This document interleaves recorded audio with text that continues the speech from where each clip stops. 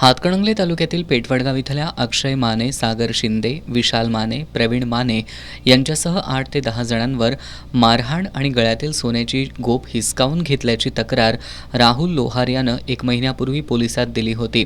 मात्र पोलिसांकडून त्यांच्यावर अटकेची कारवाई झालेली नाही.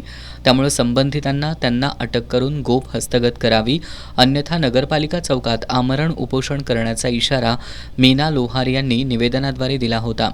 मात्र कारवाई झाली नसल्यानं मीना लोहार, शोभा पाटील, उमा नवनाथ हाके आणि शारदा जाधव यांनी 21 जूनपासून नगरपालिका चौकामध्ये आमरण उपोषण सुरू केले. या महिलांच्या आंदोलनाला पाठिंबा देत आणखी 7 ते 8 महिला आमरण उपोषणास बसल्यात.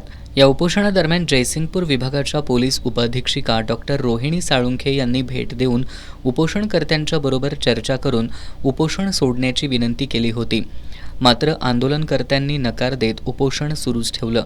दरम्यान आज आंदोलनाच्या 7व्या दिवशी यातील मीना लोहार आणि राजश्री शिंदे यांची प्रकृती खालावल्यानं त्यांना पेठवडगावातील खासगी रुग्णालयात उपचारासाठी दाखल करण्यात आलंय.